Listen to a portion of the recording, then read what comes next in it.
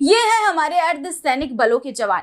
देश की सीमाओं से लेकर आंतरिक सुरक्षा तक हर मुश्किल मोर्चे पर डटे रहते हैं ये जवान। लेकिन सवाल ये है, क्या इन जवानों को उनके कर्तव्यों का सही सम्मान मिल रहा है?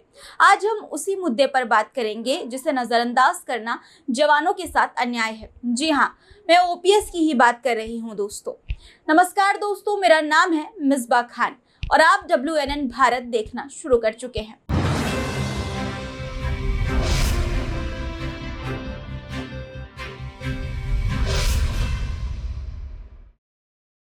ओपीएस यानी पुरानी पेंशन योजना वो सुरक्षा है जो रिटायर हो चुके सरकारी कर्मचारियों को दी जाती थी। ये योजना उन्हें सुनिश्चित पेंशन देती थी ताकि रिटायरमेंट के बाद वो अपने जीवन को सम्मान और सुरक्षा के साथ जी सकें। लेकिन 2004 के बाद से ये सुविधा नई भर्ती कर्मचारियों और खासकर अर्धसैनिक बलों के जवानों के लिए बंद कर दी गई। अब सवाल ये उठता है कि जो जवान अपनी जिंदगी देश की रक्षा में बिता देते हैं, क्या उनके पास भविष्य के लिए कोई सुरक्षा नहीं होनी चाहिए?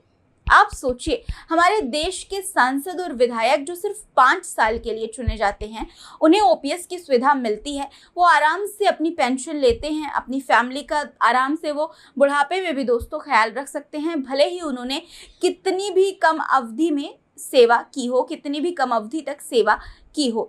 मतलब चाहे वो फिर से चुने जाएं या ना चुने जाएं, उनके पास हर महीने एक सुनिश्चित पेंशन आनी है।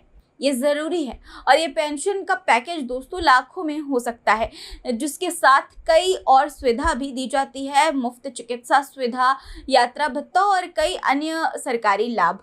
जब सांसदों और विधायकों को ओपीएस मिल सकता है तो हमारे अर्धसैनिक बल के जवानों को क्यों नहीं? यही सवाल जवान भी लगातार करते आ रहे हैं दोस्तों। आप सोचिए, जो व्यक्ति सिर्फ 5 साल के लिए चुना जाता है, उसे जीवन भर आराम से पेंशन मिलती है, भले ही उसने उस अवधि में कोई ठोस काम किया हो या नहीं। दूसरी तरफ हमारे अर्धसैनिक बल के जवान जो 20 से 25 साल तक अपने खून पसीने से देश की रक्षा करते हैं, उन्हें रिटायरमेंट के बाद क्या मिलता है? एनपीएस, जिसमें कोई सुनिश्चित पेंशन नहीं है, बाजार के उतार चढ़ाव पर निर्भर एक अस्थिर फंड मिलता है, और यूपीएस जो एनपीएस से भी बदतर है।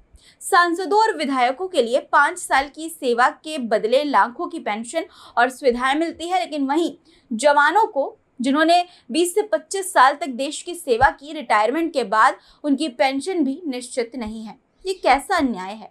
हमारे जवान जो देश के लिए अपनी जान जोखिम में डालते हैं, उनके लिए इतनी भी सुरक्षा नहीं है कि बुढ़ापे में उन्हें अपने भविष्य की चिंता न करनी पड़े। ये कैसी विडंबना है?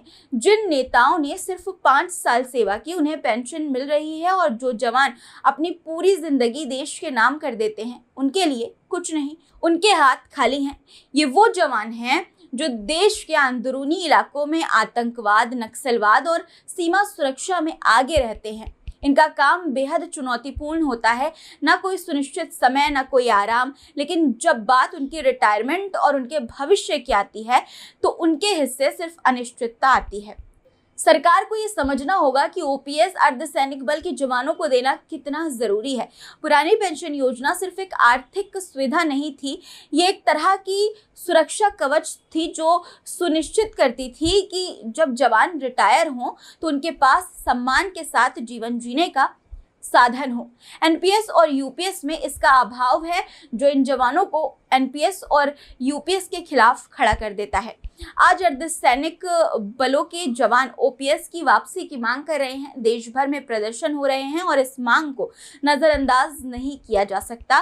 क्या ये जवान जो अपनी जिंदगी देश की सुरक्षा में लगा देते हैं, इतना भी हक नहीं रखते कि रिटायरमेंट के बाद उन्हें सम्मान पूर्वक जीवन जीने का अधिकार मिले? हमारा सरकार से बस एक सवाल है, जब सांसदों और विधायकों को ओपीएस की सुविधा दी जा सकती है तो उन जवानों को क्यों नहीं, जिन्होंने देश की रक्षा में अपना जीवन लगा दिया?